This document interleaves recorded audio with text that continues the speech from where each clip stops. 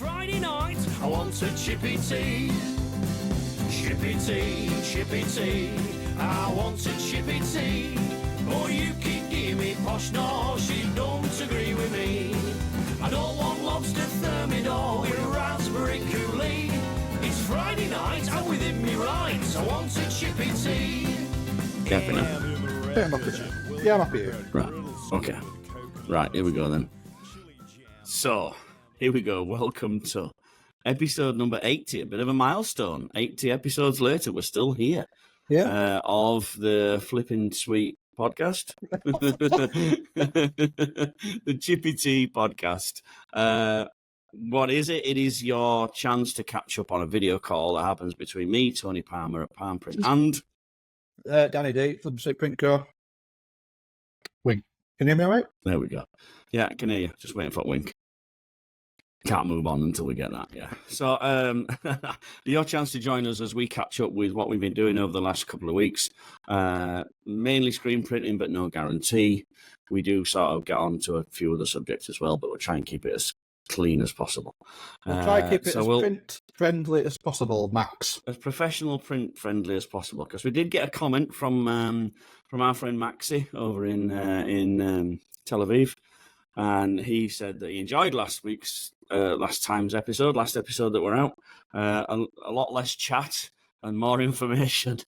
So we're only here to please Max. So yeah, we'll try and endeavour to keep Maxi happy, and we'll crack on with some normal printing stuff, and we'll throw the floor straight over to you, Danny, because I know it puts that fear in your eyes. I can see it already. Like, what the hell am I going to talk about? What have you been doing this last couple of weeks? Last couple of weeks. Well, has it been 2 weeks? It's been a week, hasn't it? It's been a week and a bit. It feels like about 5 to me. Am I in the time zone somewhere? I feel like we had less of a gap this time. Like a good solid week and a bit. Did we do it after PrintFest? Yeah. We did an episode post PrintFest. And I did all my special effects and shit. Yeah, did we even talk about that? I don't think we did. No, we didn't. We sort of caught up after PrintFest, but went on his own tangent about our own selfish lives. But didn't really catch up on PrintFest. Well, anyway, back to selfish lives. I'll tell you what I've been doing. So tell me about you. I'll tell you what I'm on with right now. Now, it's actually 5 to 7 at shop, which is way past my bedtime. I'd usually be at home by now, had my tea, falling asleep on the settee. But I'm here because I'm having a do. All right, do. I'm trying to print a job. Are you trying to be honest with us that, not everything goes like you see on the Instagram, where everything's super and great and there's a music playing in the background, and no, sometimes it goes to shit. Yeah. Well, do you know what? It's a really good opportunity for a bit of a show and tell this off. I'm going to show you the artwork. Okay, go for it. Share screen. So there's a bit of background. Window. Is it open? Right, there we go. Hopefully you can see this now. So can you see this? Because you've disappeared now, so all I can see is this image.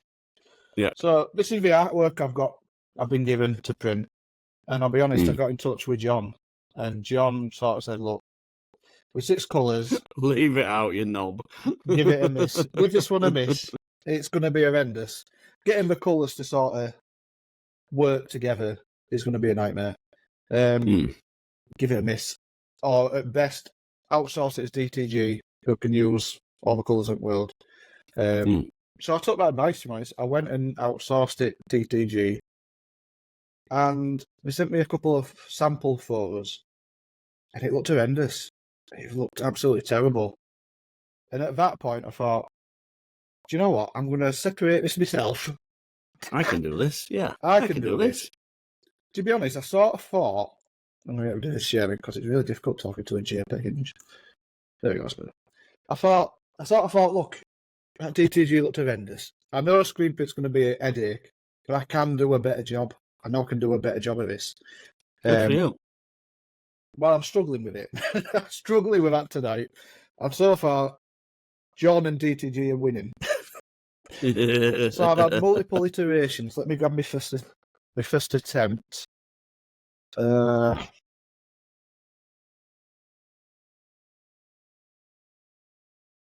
So, attempt number 1, or somewhere along them lines, something like this. All right, yeah. So we're getting Yeah, somewhere like, but the colours are way off. They're heavy on blue. It's exactly that. Way too heavy on blue. I'm not miles off in terms of print. I just think the colours off. Yeah. But what happens is when you start to bring it more purple, swap that blue out for purple, I'm getting some results that are sort of That's closer. It's way closer, but it's way too pink overall. So what I'm doing right now tonight is basically trying to find a middle ground on that one particular screen, somewhere in between the blue and the purple. Try and mix it a bit of both. So are you changing colours? Are you changing colour order? Are you changing strength? I've tried a bit of all sorts. So my initial plan was, now maybe this will be a good show and tell as well. Let me show you. So this is the initial plan. Put it in front of my laptop. See it, camera, isn't it? Yeah. So you're doing all the thinking first, right? Okay. So we made a plan. So yeah, I've put let's start from colour order. I've separated the artwork myself in Photoshop. I've put in my films and it's exposed to screens on it. They're sat on a rack in no particular order. Quite often my screens are labelled colour 1, colour 2, colour 3, but I purposely left it out because I wanted to sort of think about this on press. I've gone with, in terms of, coverage. I put it in order of coverage. So the least amount of coverage. Smallest area. First. To largest area. To largest area. Yeah. And then it got to the last 2 colours. Coverage was about the same, but what I thought was I really want that pink to come out overall. So I've put that as my last colour. Which actually, half of me is thinking of swapping it around. But so my advice before, like you've done all your preparation there, and you've decided on your pressures, your angles, and your blades. I presume your mesh counts are all 230. They're all 90s. Where are you? Yeah. So. Yeah. So what I would do is to save any messing around. I would use the channels in Photoshop as a print order. Yeah. What happens when I move this channel to here and this channel to here? So you're not actually moving the screens, you're doing it digitally. Yeah. This was sort of the first separation I'd done in quite a while in Photoshop because I've been leaving it to John, to be honest, and this was one John didn't fancy doing. Now you realise why. No, I know why I pay him. But to be honest, on back of that, I've basically bought all the software. I've got everything. I've got Sep Studio, I've got Magic Seps, I've got Ultra Seps, I've got the lot. And I've been playing with them all. Yeah. Because I wanted to find out which was best. I wanted to put a lot of effort into this. Not this one particular job. Separating. Like actually separating, understanding the process, yeah. It helps. Yeah. It helps. Understanding the process helps when you're printing. Yeah. I would absolutely look at this channel order first and see whether putting that purple last is best, and moving that blue up and down the colour order and watching those live changes happen on your monitor. It's definitely worth it. It gives you lots of information as to whether 2 colours are mixing or are side by side. Yeah, that's a really good idea. Now I'm using Magic Seps. Magic Seps, as in magic buttons? Magic buttons, sorry. Yeah. Magic buttons plugin. That's the guy from Hopes and Dreams. Igor. Yeah. I'm really impressed. I'm really impressed with it. Russia. Yeah. Good guy. I've got them all. I've used them all, and the one I'm finding myself using is Magic Buttons. So, but yeah, playing with colour. Is it a set of recorded actions that you use inside Photoshop? Essentially, yeah. It's just actions and buttons that are sort of pre-ready for you, so it just speeds the whole process up.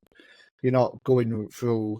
I mean, you're tweaking your levels, and there's a little bit of cleaning up that you might have to do, but it gives you full control, but also speeds the process up. because to go into your channels layer and separate each individual colour, it's so much easier with a button for red, for blue, etc.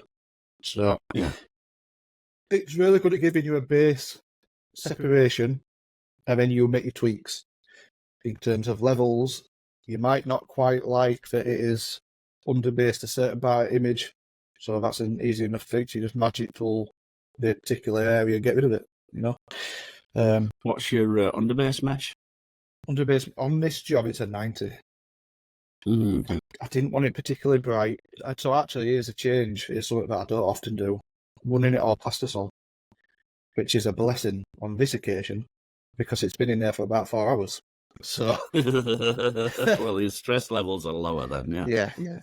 I mean, I've actually got a little bit of enjoyment out of the fact that I got the luxury of taking my time to tweak it because I'm getting it perfect. This will be perfect by the time tonight's finished because I've got the time to do it. I'm not have to worry about a white screen that's rock hard by now. Yeah, you got the luxury, aren't you, of taking it easy. Yeah. It's a shame because I like that side of plastisol. That was such a dream. But to print... Plastisol's not the bad guy. It's not the bad guy at all, no. You know, we have this discussion all the time, water-based or plastisol. Well, today's water-based has some acrylics in it. It doesn't have PVC in it. Not anymore. And it cleans up with water. And I think I made a prediction it's probably about 10 years ago now that I'm that old, that we will go just towards ink. And ink will be cleaned up with water. It won't be water-based and it won't be solvent-based, but it'll be just ink. And I think Wilflex's biodiverse ink that they've just announced, that's a step forward again towards getting an ink that's environmentally responsible and you clean it with water. Because that's what we're after. That's what we want. An environmentally responsible or biodiverse ink that you can clean easily without heavy solvents. And plastisol, some of the plastisol, especially your plastisol top colours, they look better than some of the water-based stuff I see. I spent last week, 2 weeks ago, I spent the week before in a 100% water-based shop, and it was hard. Oh, nightmare. Average of 6 colours, maximum run 50 pieces, normal 24 to 36. It's hard work. Yeah. But the one thing that was relatively easy was the cleanup. Yeah, the cleanup. Yeah, because they've got 12 presses, 4 pods of 3, and on every pod is what I call a chef's sink. Yeah. Right. Well, stainless steel big, things. Deep sink, with a jet wash, and cleaning squeegees is a doddle. This goes back to what we said the time before, when I've seen people sat on a piece of cardboard with an old rag and an old T-shirt trying to clean squeegees. For Christ's sake, you're going to clean an average of 30 to 40 squeegees a day. Yeah. Set up a place where you can clean squeegees properly. Yeah, it's imperative. Imperative, it is. Imperative, yeah. So where are you now with this job then? Because I just overtook that then, sorry. So, I've had a little play. So like I said, this was my running order. It was my mesh, blade, staggered it down, angle, staggered my angles. I'm all set up to go wet on wet, white, plastisol, flash, wet on wet. Works a dream, but some of the colours were not quite bold enough, so I hit it 3 on 1. So that's one flood. Double print, one flood. And then an extra print just to make sure it properly clears. That's like in the old manual days where you would flood, take a print, realise you haven't cleared the mesh, and skip over the pile of ink and pull it again. That's exactly that's what a 3 on 1. Yeah, that's the equivalent to me doing that upstairs. There's nothing wrong with that. No, and I'm actually really happy with the coverage. Pickup. There's no pickup. It's printing like a dream. It's just that colour now. That's because of the decisions you make. Yeah. So it's all about coverage now. It's all about whether you want more ink or less ink now. Well, at this point, to be honest, more ink or less ink. Well, yeah, I've achieved that. The the 3-in-1. That was the more ink. Those were the more ink decisions. I could have swapped my blades, but that's sort of an harder option than just hitting it an extra time. Yeah. No, you look at the time involved in cleaning the blades, you think, no, screw that. Yeah. I'll just double hit it. It's only 50 pieces, I don't care. We've got a toolbox, and different jobs, different scenarios are going to require different tools, but all those tools achieve the same job. They either put down more ink or put down less ink. And it's up to you to, I guess, choose a path of least resistance. Yeah. Pick the tool. Different method, same result. Yeah. So, yeah, actually really happy with the print, happy that I'm going to achieve the image I've been sent to the best of my ability and to an ability that they are happy with. I've just got to tweak that colour. And the second to last colour, I've gone from blue to pink. I just need to hit it in the middle somewhere, and then I think I'll be happy. Because if I just go mix up a purple, which I've pulled from Photoshop, the whole image blends together, and I feel like it needs to be a step backwards towards blue, but not quite blue, so that there's a contrast. And at this point, you're not changing the artwork at all. Do you know, there's part of me that is wishing there was a black to key it all. No, not key it all together. That's rubbish. Just to give you some shadows. Yeah. Yeah. I wish I had a black. I could put a little bit of detail back in. So where I've got my vibrance with my colours, I've put a bit more ink on than I put an extra bit of ink on where there's a bit of detail going. And that black, 1 litre black on the top would have just added that detail back in, I guess, and those shadows and that contrast. But I haven't got that option. No, and I always advise, the optical stuff, the stuff we see, we can do in Photoshop. So how it looks on press, without changing the artwork, we can do by changing the order of the colours. So what happens if I print the blue before the purple? What happens if I print the purple after the blue? We can do that really quickly by just reordering the channels in Photoshop. And then inside the opacity of the channels, we can change that value to see whether a double stroke would work. Yeah.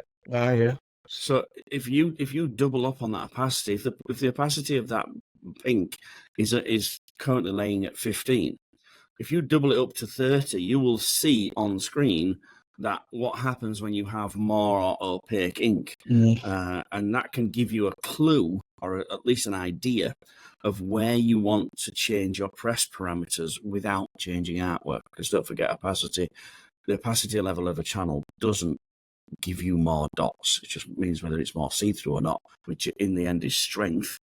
So it's whether you're double hitting or triple hitting. Yeah, that's setting. That's setting in Photoshop. You double click on the layering, you double click on the channel, and it'll ask you. Yeah. And I think by default it's opacity almost like 15. Colour, name, and opacity. And what you so the really good separators know the opacity value of the Wilflex range of ink. That's exactly what I'm going to say. Or the Rutland. Yeah. Yeah, they know that value and they have that value in their head. That's their skill. They'll never tell you what it is because it's their skill that they've learned. Well, same with the base white. I use a separator in South America, and he loves to put his base white to 100%. I'm like, no, I can't achieve that. Yeah, no, you can't. I'm going to put to a high mesh count. I'm not going to use the most opaque ink in the world.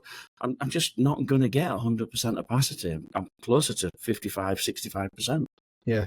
No, that's exactly what I'm going to say. Essentially, what that setting is the opacity of the inks you're using. I know for a fact that strength, hot pink or blues tend to be quite weak, quite almost translucent in some cases. And so that would be a low setting. You're looking at 10 or 15 for that. Whereas I know a red is a real high, it's quite a high, you get a lot brighter and stronger, high solid ink. Yeah. I'm really enjoying the separating journey that I'm taking myself back on, because I've always done separations vector-wise, and I've had a bit of a dabble with Photoshop separating over years, but I'm finding myself very keen to really get into separating in Photoshop, really understand and learn. It's always going to be financially There's always going to be times where it's financially makes more sense to just pass it to John, time-wise, because it does take time. But there's also times where I've wanted to change things. I've wanted to do something differently. Yeah, make an adjustment yourself. Oh, I'm sat on my ass and I've got no bed to do. Yeah, bring some control back in-house. Yeah, I can always strongly recommend. It's a dying art form. It really is a dying art form. There used to be only one place in the UK that did it, and they were Flying Colours. And David at Flying Colours he was a magician with separations, and he would print the films out and post them to you in a tube. Back in the day. That service. That's a cool idea. Yeah, it's a bureau service. We used to use Flying Colours for difficult stuff the whole time, but imagine doing a separation by post. Oh, I just wanted to change this base light a little bit. Yeah, but 3 days later, we'll post you a new film.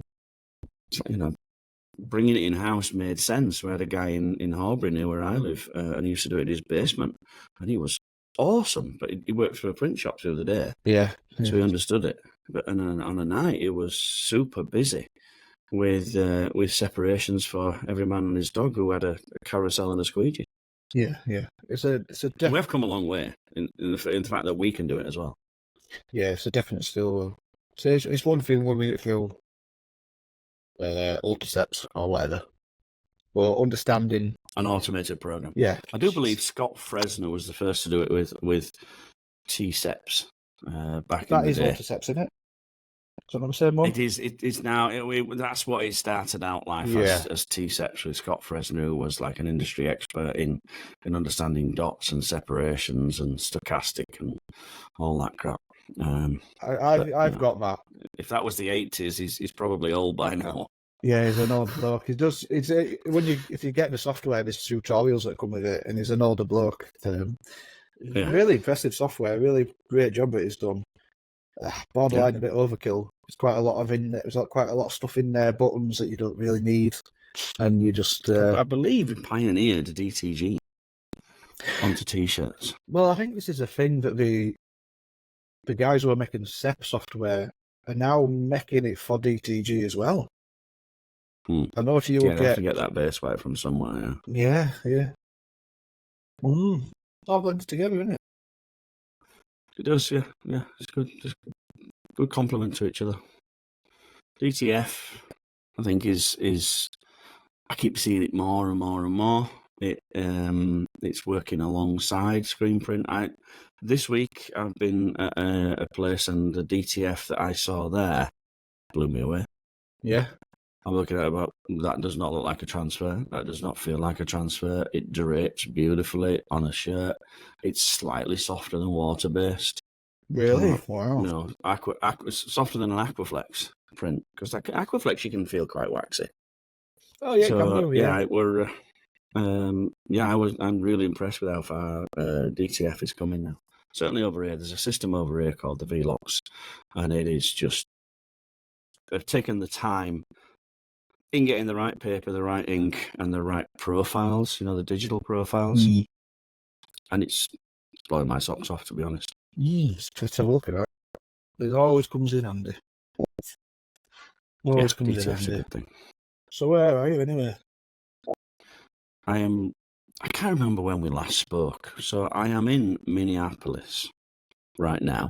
You up there? This week I've been at I'm in St. Cloud right now. St. Cloud? Which is north Minneapolis. And I spent the first 3 days of this week, because it's holidays over here, so it's July the 4th. So it's not the great place to be when you're a Brit, when the whole country's basically celebrating getting rid of the Brits. So yeah, I'm keeping my head down. Were you red or were you blue? Yeah, no, that's Butlins. Oh yeah. I get mixed up. Well, that's the same. Yeah, they basically got fed up of paying too much taxes and getting told what to do by a dithering old fool. How's that worked out for them?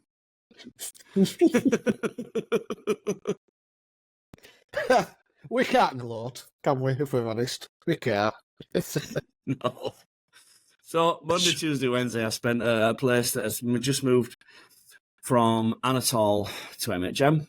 All right. Lovely little place. I don't know if you saw my little Instagram story where I just put my head out the door. Oh, wow. Oh, There's nothing to see for miles.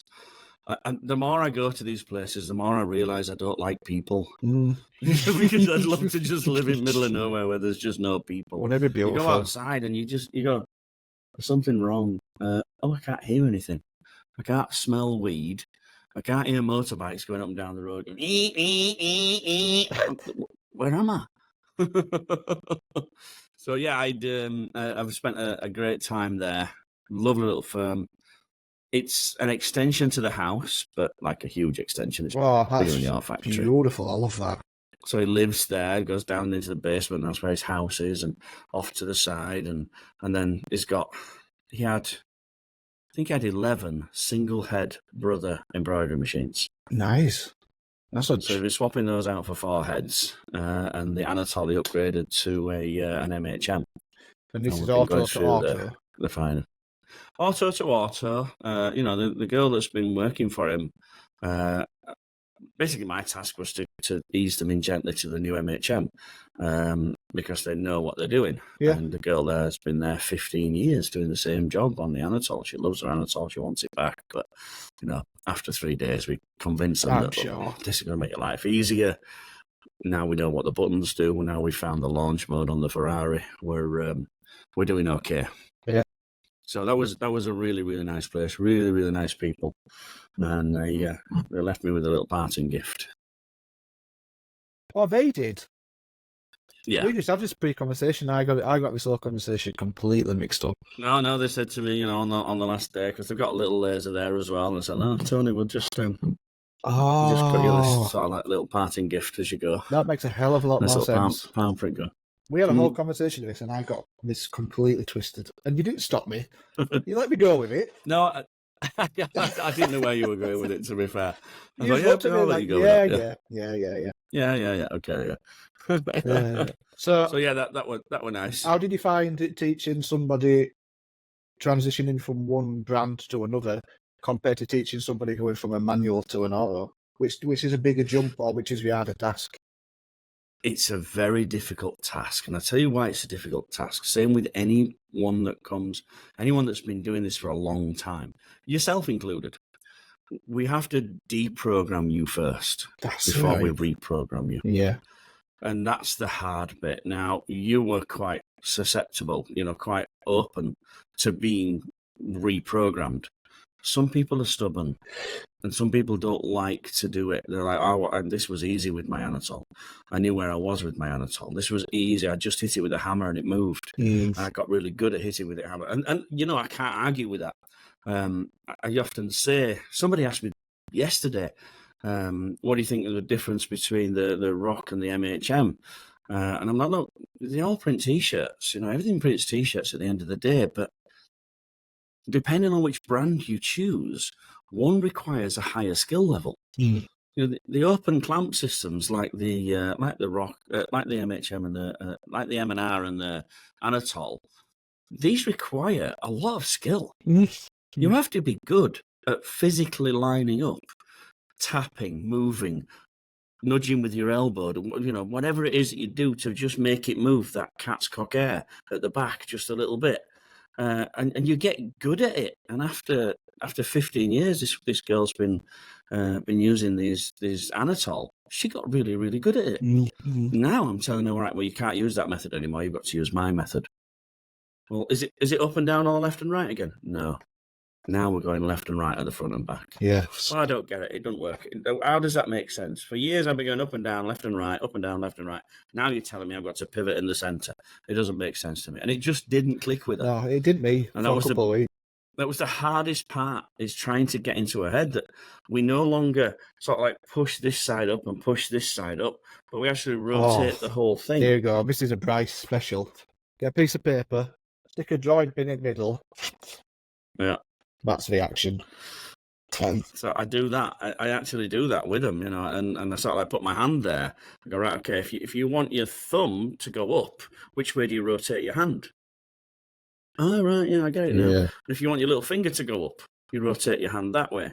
And so we're sort of doing it that way. But it takes a lot of getting used to when you're so used to something else. Yeah, yeah. I think when you get a new press, when it's a new system, you go through a period of what the fuck have I done? I don't like it. I'm sure everybody's the same, and it's just purely down to it's just that bit of getting used to it, isn't it? It's just learning to ride it. It's that adaptation. They've had this. I think they've had this press 2 or 3 weeks, and you know they're still. It's like when you either buy a new car or get a new phone. You know, I had my car like 3 years, and about 2.5 years in, I found out it did something. I'm like, oh shit, I didn't know it did that all this time, and I never knew. So it's a very sort of similar thing in having the press and going, oh, multiprint drove me insane. They were turning heads on and off like you do on an M&R. M&R, the little toggle switches, and it's dead simple. Yeah, it's either on or it's off. Yeah, it's not complicated, but heaven forbid somebody speak to you while you're in the middle of a multiprint run or a revolver mode, and you're forgetting to turn heads on and off. Yeah, and so once we explain it, it gets a lot easier. It gets a lot better, and then they start to. I know for a fact that lady will revert back to exactly how she used to do it. I've introduced her to water-based glue because they hated the spray in the air. It's only a small shop; they don't want the spray in the air. And I introduced them to water-based glue, and they're like, "Oh, that's awesome! Yeah, that's great." And we put it on the first day. Second day, I walk in. What are you doing? Yes, it's just a habit. Yeah. I suppose we should use water-based, shouldn't we?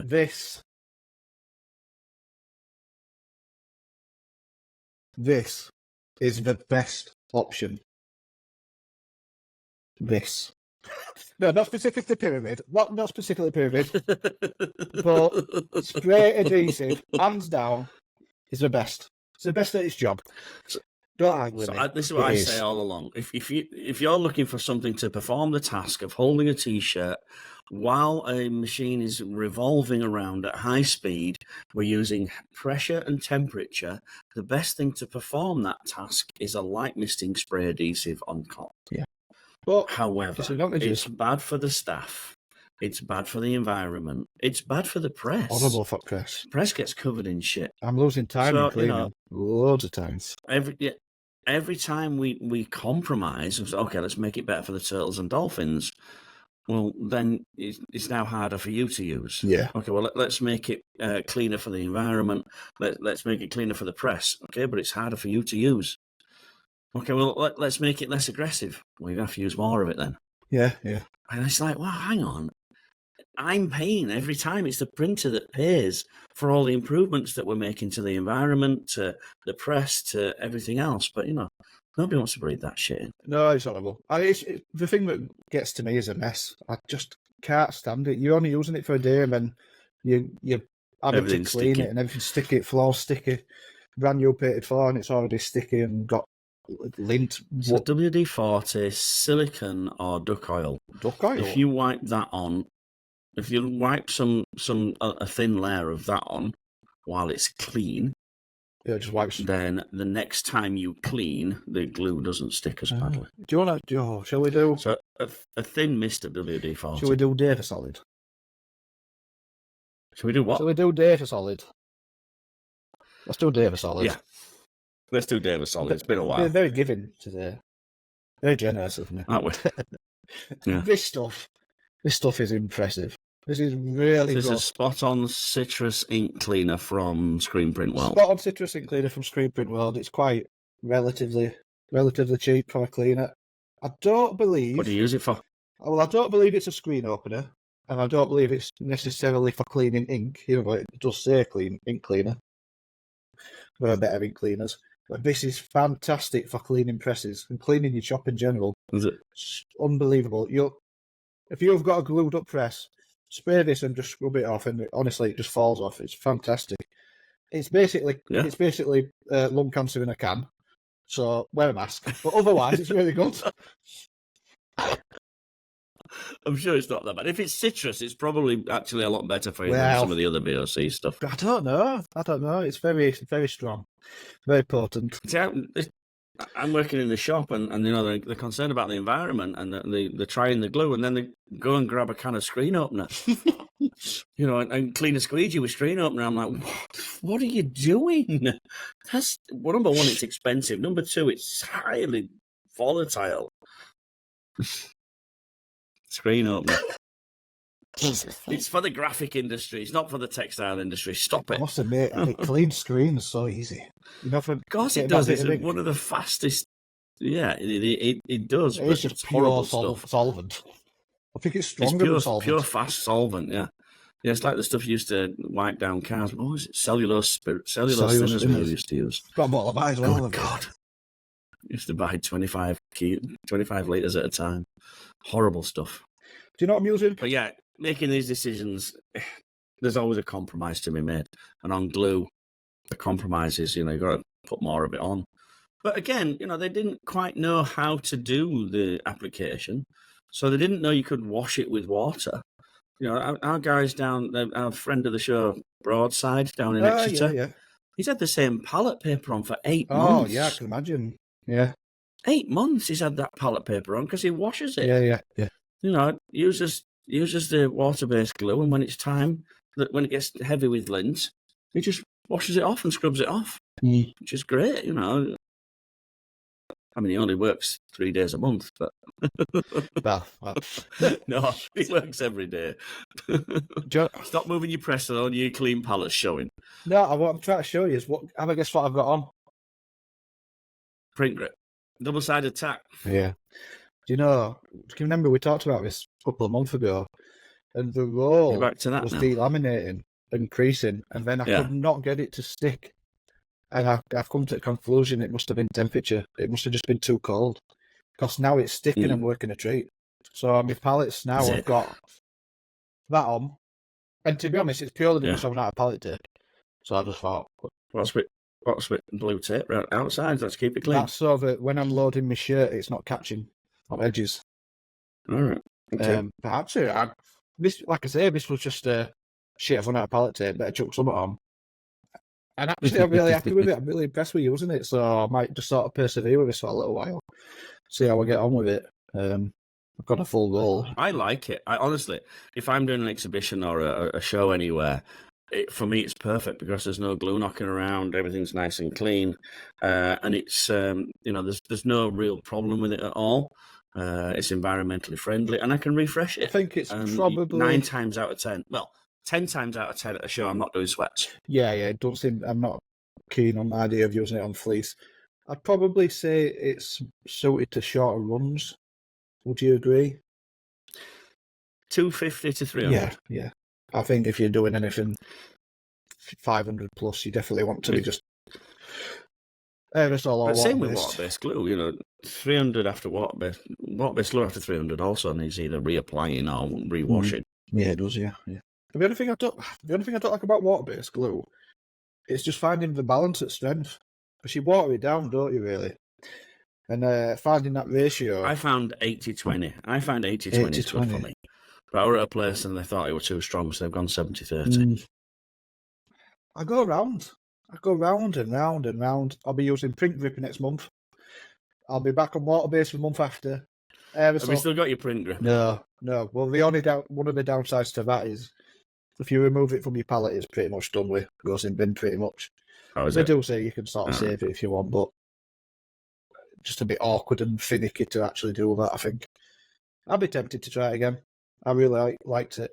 And on a manual, I think I'd have an easier time controlling the print because I've got more tools, more pressure, angle, speed, etc. to compensate for what problem I was getting by hand. So I think I'll do it a go. So, if you're in cloud country and you're teaching Scent Cloud, and you're teaching an old dog new tricks, and teaching an old dog new tricks, she's been very receptive, to be honest. I think what will happen is she will go next week when I'm not there. She'll straight revert to her old ways, and then she'll go, "Oh, Tony said I can stop that with this." as you'll pick up a couple of nuggets, and over a couple of weeks, a few of the nuggets that I've taught on this week will sink in. So I've been teaching her and someone who's brand new to it. So, it's been a roller coaster, but it's good. We enjoy it. It's what we love.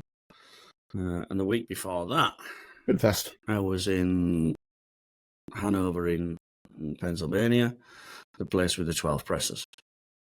Oh, yes, 12 MHMs. 12 MHMs swapped from M&R. So this is I think the shortened story is a company that was doing really well but had M&Rs, and they were doing short-run water-based work for touristic destinations. And they bought or got bought by another company that was also doing the same thing, that had an outfit in Colorado. And they also have a place in El Salvador. Bloody hell. So between all three, once all the mergers had gone together, they decided, well, where are we going to put the MHMs? And they decided to put them in Hanover and move the M&Rs down to El Salvador. Aye. So, do you know, if I had to guess, I would say it's purely a price per labour thing.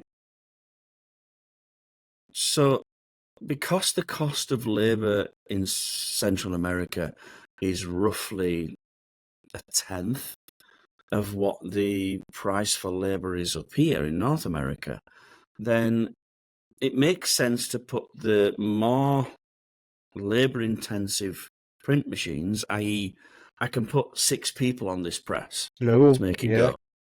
I could put one whose only job it is to make sure it never runs out of ink, one who's constantly tapping the registration, one who's always gluing.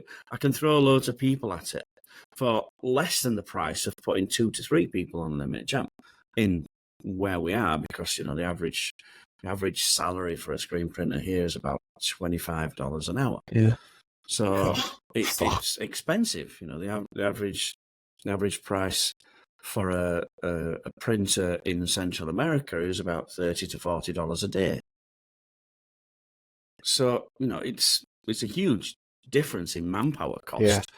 So the decision was made. I think the decision was made looking at spreadsheets. I think the decision was made by someone who doesn't know that, has never seen an MHMR. When it gets to that corporate stage, everything's spreadsheet. Every decision's a spreadsheet. Yeah. Simple as that. It either works in the corporate world, and like the stuff she tells me, what this was. It's crazy. Yeah. And we moved one pod last year and converted 3 at a time to that. And since I've been there last, now they've got 12 MHMs. And the MHMs are flying, they're loving them, but they've reduced the number of operators, and I've only got one guy on each press on some of them. So it's hard work when you're doing 60 pieces, 8 and 9 colours, all water-based, all Aquaflex, sticking like a bitch. It's difficult. I had a nervous yawn then. Started talking about 8 colour water-based, I started yawning and shivering. Loading, pulling, and monitoring your inks. It's hard work. I have so much the whole admiration process. What you've got to understand is when I go to these places, it's not just will you teach the guys how to print. My background is in processors and large companies moving work. So by introducing MHMs, their setup time has decreased. Obviously, they've got faster, which is great for the bean counters. But what we don't realise now is we're eating screens.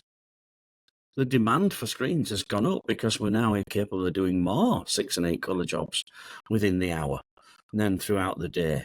So now the backlogs move to the screen department, or if the screen department are just about coping, now we move it back to the stripping department and the reclaim. And then, we solve that problem. Now, all of a sudden, I haven't got enough stock to go with the screens that I've made. Now that we never really solve a bottleneck. All we ever do is move it. Yeah. All you ever do is move it. You never solve it. Not without some capital expenditure. And that's where we are now with this. We're sort of like, we're getting to the point where, okay, forget the angles, pressures, mesh count selection. Let's have a look how we're allocating work, how we are allocating the people This to is clean. amazing, the coincidental the way you've brought this on. I've got one note this week. Staging. And this is it. Basically. I wanted to talk about staging. Staging, yeah. And this is basically staging what it departments are often overlooked, staging departments. And trying to stage 8 hours worth of work for 12 presses, it's hard work, you know. And I almost got to the point where I said, well, turn the pod off. What do you mean? Honestly, take those 3 people you've got over there on that pod, turn it off, bring them over here, and with the proper, you've heard the P's, yeah? Piss proper preparation. Something like that. Yeah. Proper preparation prevents piss poor performance. So if we get the preparation right, when we can just keep performing, keep producing and producing and producing. The sort of runs we're doing take about 4 minutes of whizzing round press time, but the preparation time is in the 30. So, you know, there's no point looking at that 4 minutes trying to get it down to 3. Let's look at the 30, see if we can get it down to 25. Yes. It's all about that preparation. I think as a one-man shop, it can be quite easy to overlook staging. Because staging is what big shops do. Multiple presses.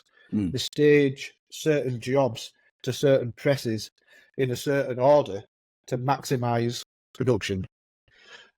And it's something that I've been looking at and actively attempting to do better here by bunching all my whites, white after white after white, having all the screens in the rack, having the shirts stacked on top of each other in job order, forgetting about end of dryer, printing a job, taking that screen out, putting the next screen in, so I don't have to clean any squeegees, don't have to clean new flood bars, print the next job, and the garments are already in order. And that's been something I've been making a real big effort to do this past couple of weeks. And is Annie full-time now? Annie's full-time, apart from she's just having a holiday this coming week. She's just done 2 weeks of full-time, and then she's already off on holiday. Well, apart from that. So you're missing her? I will be next week, yeah. She's done her last day today, and she's off to Cornwall for a week. So, all right. But she'd had it booked in at her old job, so what can you do? What can you do? Pay her holiday pay. Take that.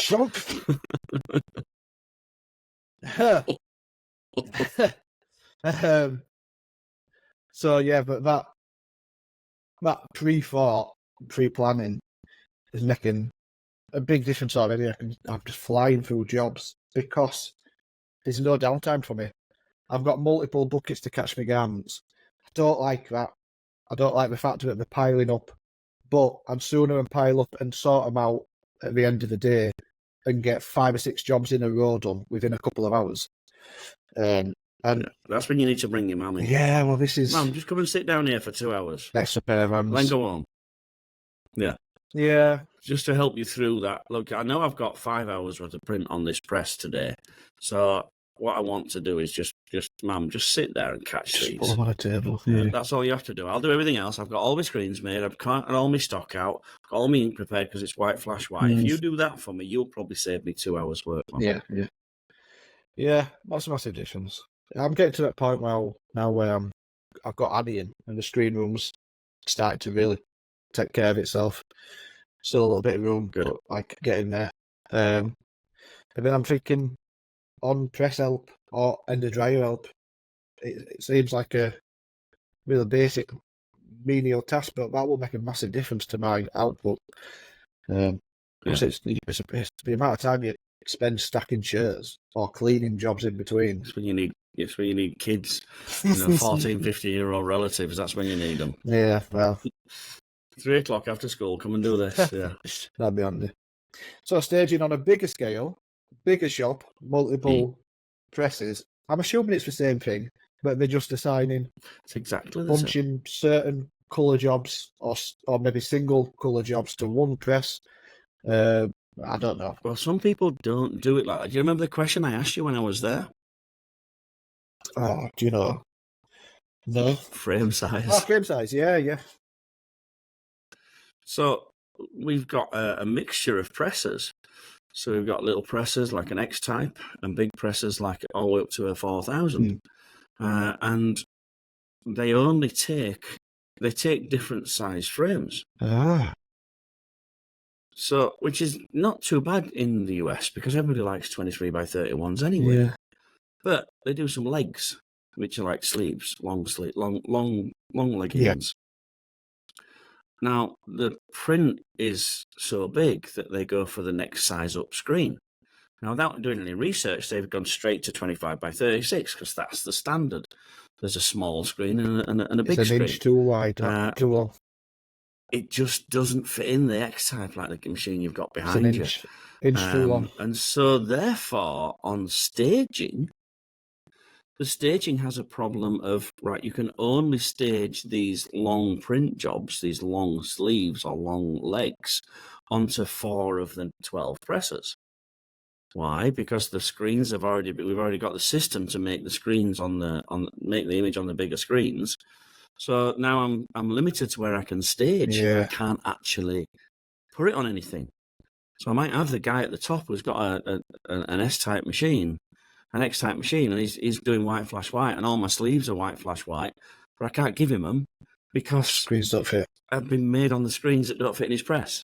So 34 by 23 by 34. You told me would fit fine. Will fit in the X-type. They'll fit fine. I think that's the limit. And that'll still give you that extended print stroke. Yeah, I don't know if 35 will fit. I would say, but 34. In fact, I'd say 35 is too far.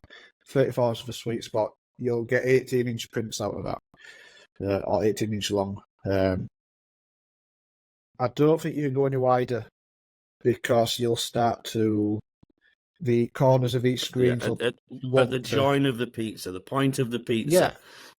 That's where they start to meet, at the point of the pizza, in the middle of the pizza. But you don't, I mean, who prints wider than 15-inch? I don't think you would. Yeah, width is the fashion printers do, but normally onto panels. I must admit, I have been asked, I say that. It was only 2 days ago, somebody was asking me to print right across the back shoulders onto sleeves. I'm like, how do you expect me to achieve that? Come on.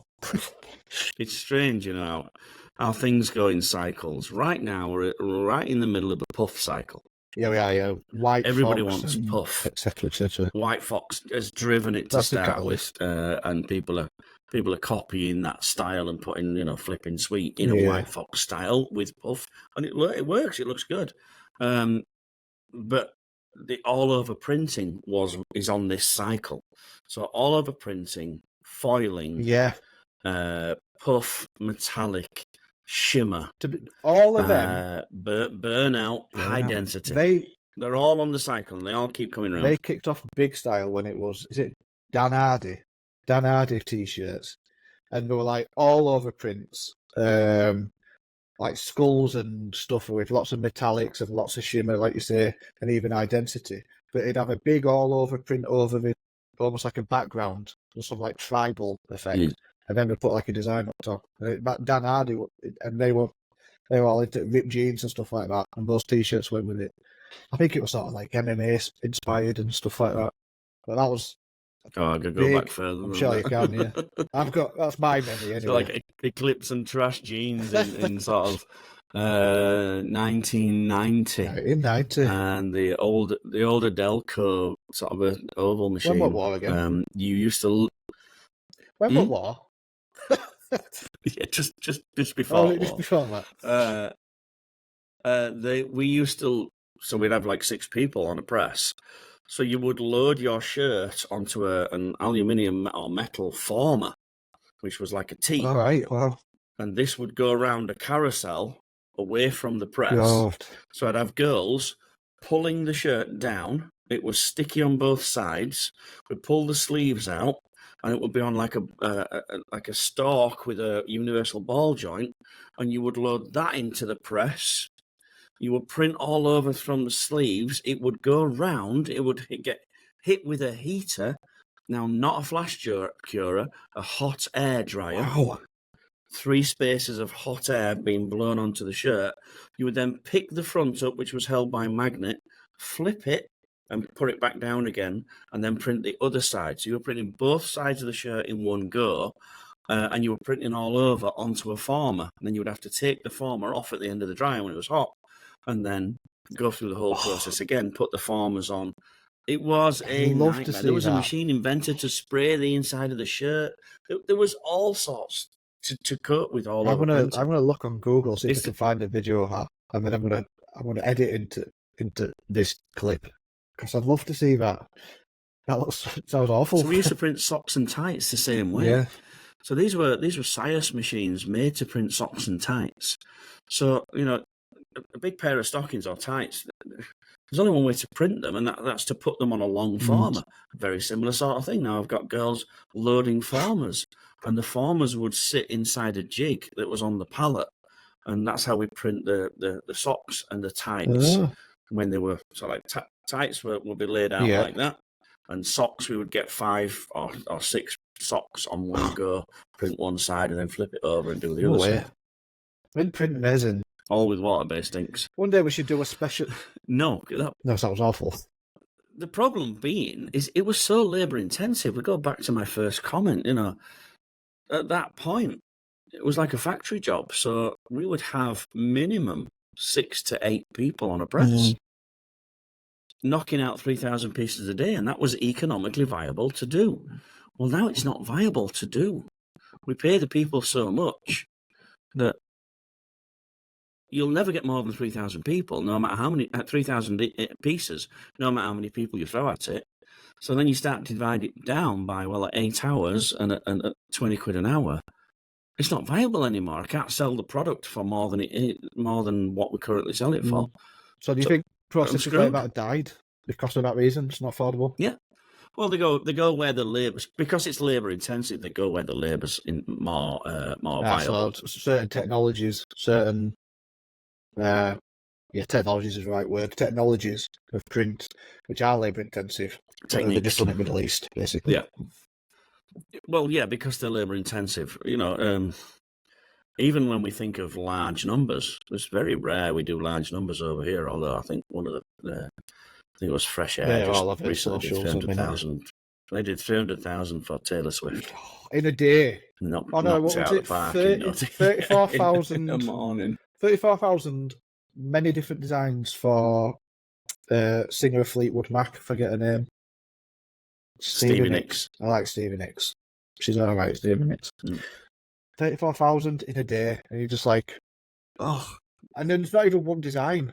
Like lots of different designs, lots of colours. That company's been going for such a long time and was such an envy for me. Growing up in screen print, we would read about Things and Fresh Air, 2 big London printers that would do all the rock and pop and would react quickly and had loads of machines, 9, 10, 11 presses, and they were the holy grail of what we all aimed to be like, because they produced some fantastic work, they produced it really fast, and they had all the best equipment. And then sometimes, when you should never meet your heroes. So in 2016, I had the opportunity to go around these places. I was so shocked. If you walked into Fresh Air, you would just shrivel up and die. Some of these big printers are... Well, we'll use that London. I don't want to keep naming people because I don't want to get slandered. But some of these big printers bought the MHM machines, and the first thing they did was take off the pin registration system. So those number of prints for Stevie Nicks, every single one of them is done on an open clamp system like an M&R, but they're all MHM machines because they believe that their printers are good enough and better equipped to be able to chase registration without this pin registration system. Just give it a tap.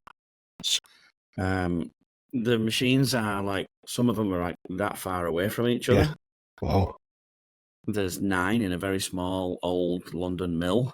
It's the practices are definitely 1980s, but it's working for them. Can't argue with them. You can say, "Oh, they should have your." They won't have an auto reclaim system. Can't argue, can you? They won't have an auto reclaim system in there. They'll have a cheap B&Q power washer that they'll keep replacing every month, and Johnny's brother keeps coming in and keeps bringing fresh people in to strip the screens. Yeah, they've only just got social media. Yeah, hopefully we don't do this then. No, they won't yet. No, well, isn't it funny how the big shops you've never heard of? You will have heard of them. Well, your typical print shop like myself and a lot of other printers probably never heard of them until very recently. They don't need it. They don't need socials. I don't know why they've got it, to be honest, but like you typically won't. Just to brag, I think. At some point, they've gone. It might be the daughter of the owner who's now turned 21, done a marketing degree, and gone, I'll do your marketing for you. You haven't got a website. Well, I don't need one. Well, you haven't got a social media. I don't need one. Come on, Dad, let me do it for you. Go on, That's probably what you'll find it is. Yeah. Yeah, go on, knock yourself out. Get you a budget. You can have a Mercedes. Isn't it rare that it works the other way around? That somebody says, old-fashioned marketing. There were times before social media, but it had to be done somehow. We still sold stuff. Yeah. Before social media, we still sold stuff. People still know who we were. Wouldn't it be fascinating? But we probably had to go and knock on the door. I'm here. Wouldn't that be an idea to just? I'd love to talk. I'd love to talk to. Oh, look at that! Oh, shiny. I brought me show and tell. I've got one of your show and tells here. You left them behind.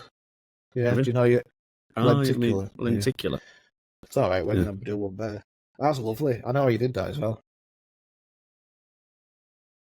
So let's touch on PrintFest because you had that to me that looked like an hell of an experience. You got to learn from Mr. Tell me his name, Michelle Moxley, and so we did. Michelle Moxley was there for AI and artwork, and she's an industry legend. Traveling screen printer. You'll tell me his name. Traveling screen printer is John McGee. So Michelle Moxley is AI-based designer now, but was heavily involved in all of the T-shirts you saw growing up that were produced out of Latitudes and Buffalo Shirt Company, which was Jordan, basically. Nike and Nike Jordan. All those designs came from there, anything special effects. John McGee is the traveling screen printer. He works for Avian as a Rutland specialist. Union is his basic thing. I didn't know. He's been on the shirt show and stuff. Absolutely great guy. Could go out drinking with him all day long. Bet you did, didn't you? Got some good stories to tell. No, we took his day. He doesn't drink actually. We had a really good time with him. Lots of knowledge there. He did these prints with what we call the dryer belt effect. Yeah. So that's which was just putting the dryer belt on the palette and then puff ink, and the feel is just like it's like an over exaggerated basketball. Yeah, now you said it. It's now that really weird. Just click with me. I can sort of feel it now.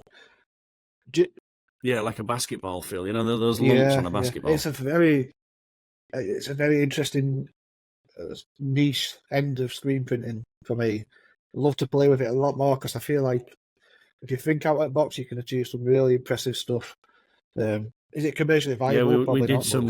Unless you sell it to Jordan. Well, yeah, we replaced the squeegee with a wallpaper brush. Saw that. Now then, I think you might have stumbled upon a little bit of a mad special secret there, because I'm pretty convinced I've seen that effect on numerous prints. So this was they're both high build screens. Now,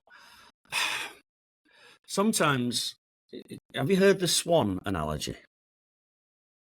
The swan analogy is you see the swan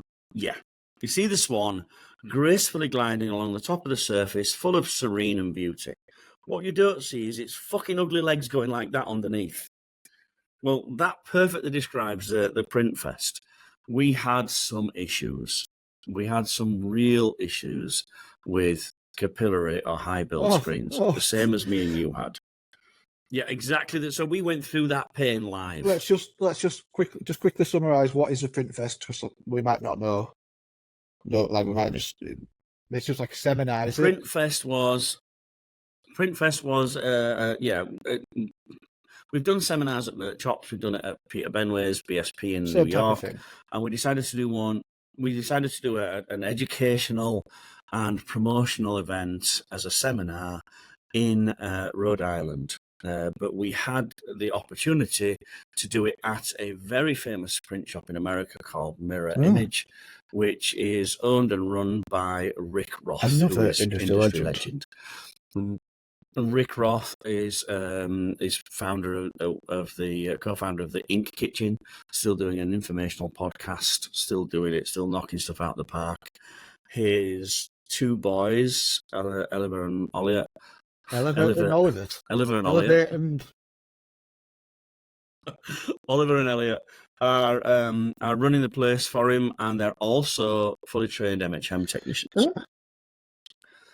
So it was our chance, our opportunity. They've had a new SP5000, the one with all the electronic reg installed, had a new X-Type installed, put a lot of investment in, and it was a chance to go and have a nosy, which, you know, as screen printers, we all love to go and have a nosy, have a look at what other people are doing. Still got an old Metal Halide light, still using a Dalfit. Bring Metal Halide up. I've got a question we had, for you. Write your notes down. We had the guy who supplies the Dalfits in the US, Mark Deal. We had a very knowledgeable representative from Sarti. Oh. We had John from the ink company. We had obviously us from the machinery company. We had Michelle from the design side. We had Rick from the management side, and then we had Andy McDougall, which is Andy McDonald, Right. A poster printer who does all the poster prints. That's cool. The live poster print. That's water-based ink. Yeah. You know, that's like it's Speedball. Yeah, we all use Speedball, don't we? Like, you always look at Speedball and think, it's just a little crafty hobby thing. But no, it's a genuinely good thing to use. Does really well. Really nice guy. Really knowledgeable. Doing that design that was done sort of with Michelle and AI. So yeah, we did really well. It was lots and lots of industry legends in one place. What a tremendous weekend!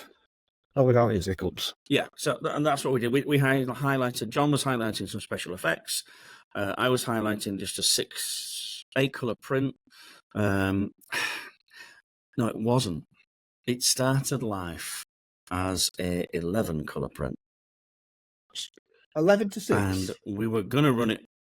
Yeah, it started life as an 11-color print, and we looked at it, and I'm like, okay, I'm good with that. But really, we want to run it on the new shiny SP5000, which is the flagship machine. And we've got an old SP4000, which has got 14 colors available. We could have run it on there.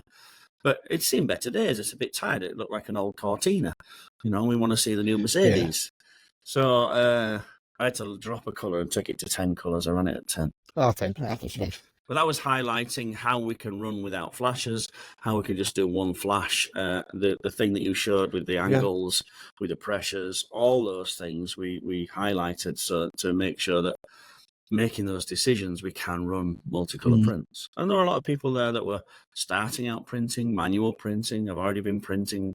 And it's a great opportunity. I love the seminar idea. The whole idea of going and seeing real world printing in someone else's shop, but also have a classroom session. So I had a classroom session on printing. There was a classroom session on the inks and the specialty effects that are available from Union and Avient. There was a classroom session on the emulsions that are available, and altogether really educational. And beer and burgers as well. We're going to do it, aren't we? We're going to do it. And a band. Oh, God. We had a band and it was really good. We're going to run one. Whether it'll be this year or next. We're going to do one. You just got to find a venue. If you volunteer, you want to volunteer to be a venue. To have the Chippy Tea Summer Special. That they can let us. Summer Special Festival, Chippy Tea. Pre-planning stages, but yeah, we can find a venue. I feel like we can put on a good event. And Metal Halide light, you said, remind you. Halide. So I was talking to my mate Flexprint, and he's having a bit of a conundrum. His Metal Halides. It sounds like it's ready to pack in, and he was thinking about getting a Starlight. I said, I like my Starlight. It exposes well, nice details, quite quick. It's LED, so I don't have to worry about bulbs. It's low in energy because it don't get hot. LEDs are use about half a kilowatt a year or something daft.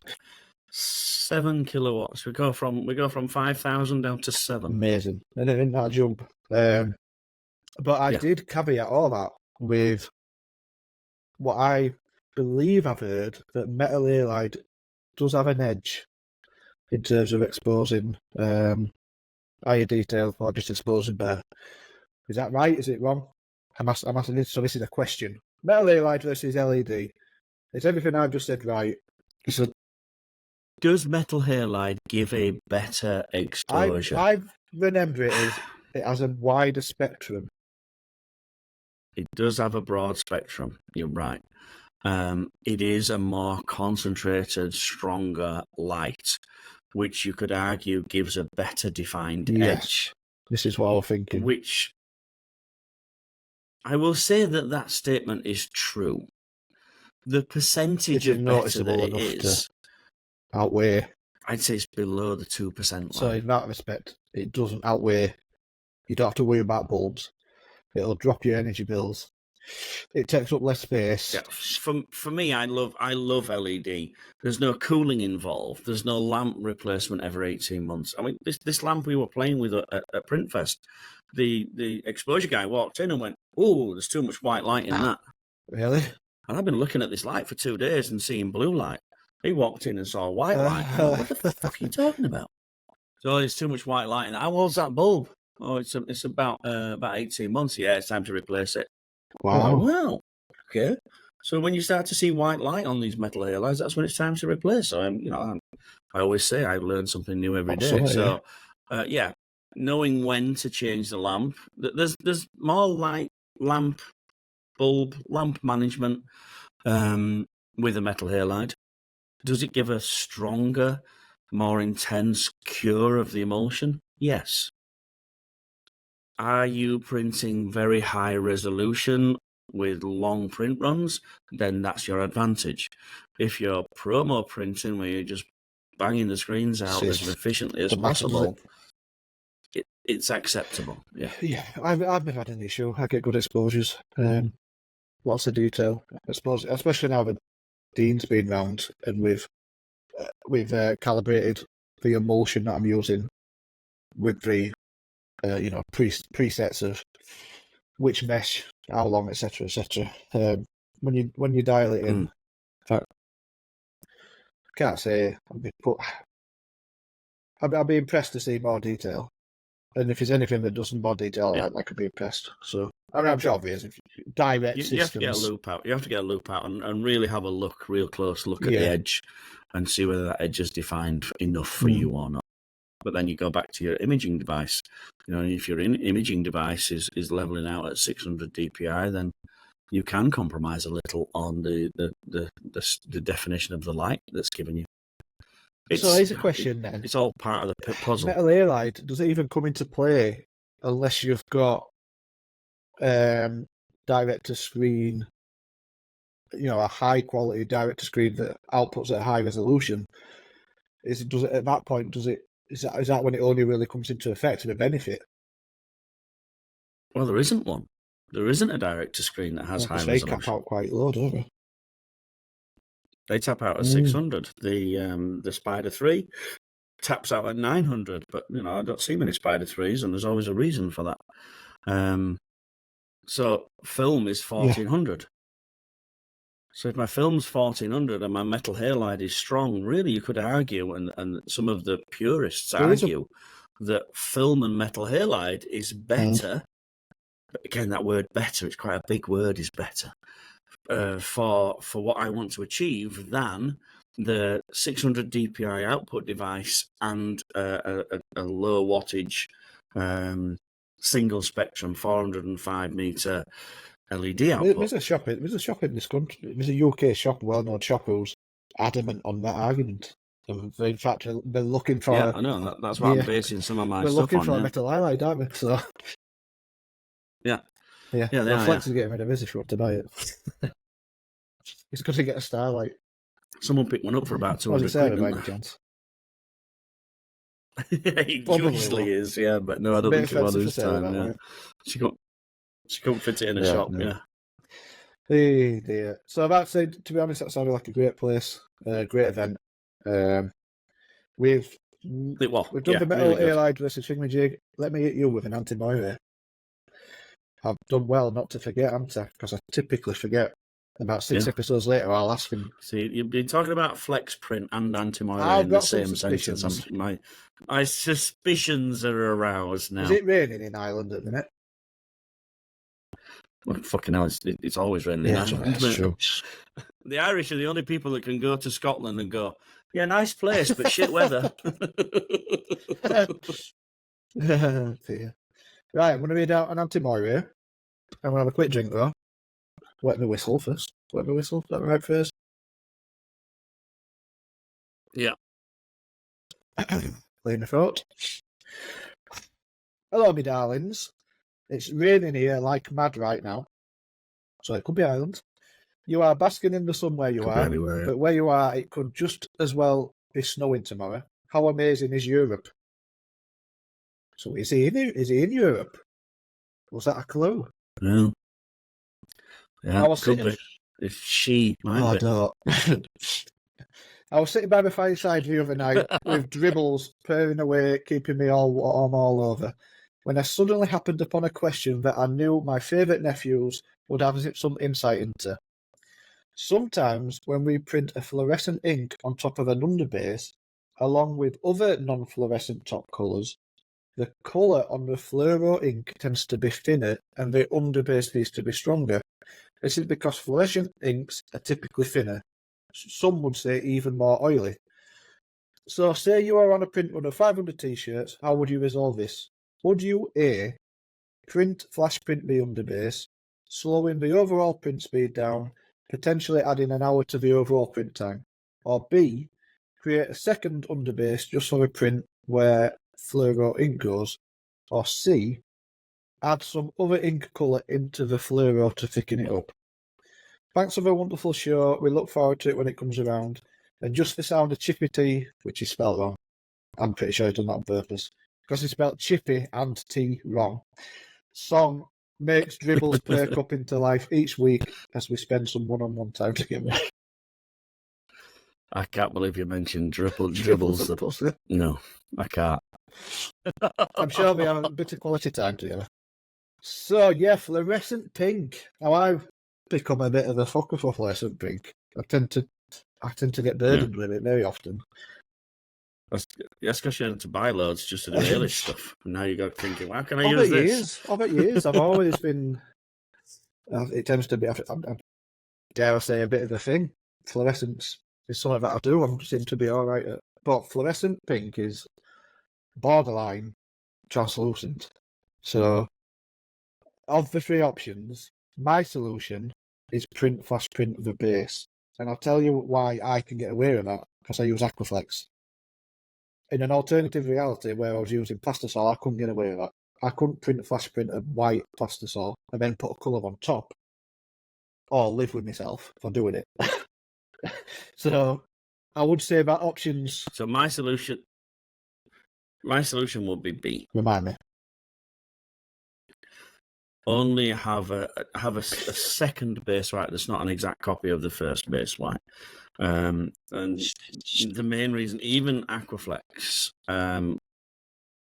can get sticky if it's an open area, open area of white Aquaflex. You've seen it lift up, not on the colours, but on the actual white itself. Yeah, it sort of tends to suck into the mesh a little bit. So to avoid that, I'd have a highlight base where I want underneath the fluorescence to give it that extra power and strength. I print the fluorescent last. I'd probably drop the mesh count on the fluorescent to give me some more ink, knowing I can because it's going down last. And I'd pick my squeegees accordingly, so a softer blade with a bigger angle, a little more pressure. So I'd pretty much pick option B. And incorporate a second. I love base white 1 flash, base white 2 flash. I love that option because it gives you a chance to highlight the yellows, the oranges, the stuff that you really need to come up. And you can end up with almost, if we broke it down to 3 shades of yellow. Yellow on the shirt, yellow with 1 underbase, and yellow with 2 underbases, and you're only using 1 yellow This screen. is why I wish I had more colours. No, it's just for that exact reason. It's a skill in the art. Yeah, Every time, if I had more colours at my disposal, I would run 2 whites. Whether it be a base white and an highlight, or whether it be 2 bases, I'd run 2 whites pretty much, majority of the time, because it's the best way to do it. For the moment, I'm stuck with print flash print of the same base white, and what you just described there with that, where it wants to pick up, where it wants to almost soak in, it's a constant struggle. It sucks at the mesh. It's a constant. I mean, I've got a fan attached to me, my swing arm. I've got so many things that I'm running to combat that one issue. That one issue, especially now printing wet on wet has been the biggest improvement, because the white doesn't sit there waiting before it comes around to print again. Whereas if I'm having to multi-print, because I've got no choice, if I have to multi-print, that white can print flash print, but then it's sat there a couple of rotations, and that gives it time to start to dry, and especially with the hot palettes. It's cool, it's more solid. So that's where print flash print of the same base can be an absolute nightmare for you. And it's an everyday struggle for me. That's like the biggest thing I wish I could solve, which I'm doing the best I can with. But with more colours, you just have 2 different bases. One to really pop problematic colours that are translucent, your blues, your pinks, etc. Your yellows, I guess. Yeah, that's my solution. Definitely. And what was solution C? Add some other ink colour to thicken it up. No, I won't do that. You could look at... It's not the fact that it's thin. The fact is it's translucent. They're 2 different things. So thin would mean it's runny. It's not that. It's quite thick. There is a plastisol thickener. We used to use a plastisol thickener back in the day. Bit of flour. There were flakes that you put into the ink. Flakes. You used to put like a silicon, like a flake. Have you ever had? Have you ever had a white caramel flake? By God, that will blow your mind. B&M, white caramel flake. White caramel flake. Sweet Jesus, I've never tasted it like it. And if you keep chocolate long enough, it goes white. Is it's not that? 20-year-old. Like white dog poo, you don't see that anymore, do you? No, nowadays, do you? Done well out of fashion. Here's another cheeky one to dwell on and contemplate. Your underbase always have to be white. You remember that place I was? And they decided that grey was the best underbase. I did a job yesterday, 6 colours. I used a grey underbase, and grey was part of the image. Yeah.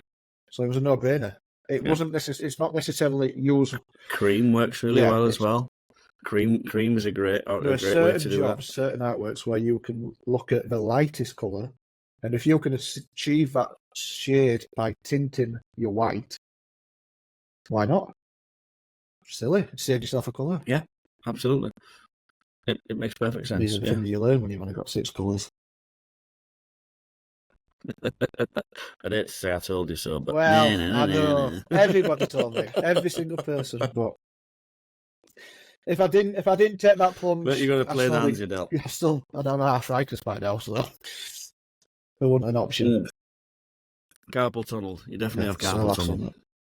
So what's your plan for the rest of the day? I'm guessing it's sort of on in midday for you, isn't it? Yes, midday. So I'm gonna crack on now. Get some artwork, get some paperwork done, get some invoicing sorted, get all my emails answered that I don't normally get to. And I get ready to travel tomorrow, flying to Atlanta, Georgia, where it's hot as fuck. And then so basically going south. I'm going to pick up the Dave Mobile, and I'm going to be a passenger princess for 2 weeks. Garrick. Me and Dave on the road. Me and Dave on the road for 2 weeks. It's going to be testing for both of us. I love the Big Dave road trip. I don't know why. I just look forward to it every year. Big Dave road trip. So we're gonna start in a place called Dublin, Georgia, and we're gonna finish at Detroit. So that's pretty much all the way up the country. And you'll be stopping at shops along the way, I guess. Yeah. It's not just that laugh. Well, knowing Dave, no. Dave will just go straight through. So I have to tell him to stop and say, like, Dave, we need to eat. At some point, I need to pee. So come on, let's stop. No, we've got planned stops. We're going to Knoxville. We'll be going to Detroit, and then finishing off at a repeat customer in Indiana. I'm flipping fantastic. Sounds fantastic. Yeah. So super. with a bit of luck, Be good. I'll catch you next week. We'll have some. We've got a couple of guests to try squeezing, and it's really difficult with the hour differences. But it'd be nice if we can do it in this couple of episodes, because we've got a queue now. Let's get some people on. We've got a queue. We know where we're going with it. We've just got to get some timing right. When everybody's in UK, apart from Tony. It's all right for me. I can be here after hours or whatever, but some people have got lives, haven't they? So getting it through the days. The day is difficult because your 5 o'clock's my 11 o'clock. It's 20 to 9 now, and you're just about to go for a bit of dinner. Right, get this. Yeah, get this in. Right, I'll go get some tea. I'll have a crack at this print for another hour or two, and then I'll pick our Ely up. I'll pick my mum and I'll pick our Jade. They've gone out on gas, haven't they? Our Jade's getting married. They're gonna be. You're gonna have a car full of pissed women, aren't you? Our Jade's getting married, and poor Ely isn't gonna make the end do because she's having surgery in a week or two. So I'm having a little just them three, which would be lovely for him. I've just got to pick them all up. Nice. Fucking half cut. Awesome. Right, you need all your strength. So I'll let you go. You have been watching me, Tony Palmer from Palmer. Daddy, Flipping Sweet Print Coat. I've had a bloody great time this episode. Fills you with joy. And don't forget to like, subscribe, and tell all your friends about us. We are deep down really vain, shallow creatures that love the adoration. So just don't forget to tell people how good we are, and hopefully get them to like and subscribe as well. And again, just thanks to our sponsors, because now we have obligations. We have a sponsor on board. We have a sponsor on board now. Is what we call the best. We are sponsored by MHM Direct GB UK Limited PLC company, but we are supported by ASColour, which I'm wearing an ASColour staple washed right now, and I've had this a couple of years now. It's took a beating, and it's still in great shape because they're not the best garments. Yeah, and I can testify that all my work shirts that I brought over here with me that were expertly printed by Flipping Sweet. I've gone through lots of hotel laundry cycles and are still keeping their shape, which is great for me because I need a longer shirt, let's just say. Does it ride up at front? Yeah, somehow, yeah. There's that machine. It's that funny machine how in the kitchen. It keeps shrinking me fucking the clothes. Front first, isn't it? Yeah, it's only the front, lower front that seems to shrink as well. Yeah. Strange, right.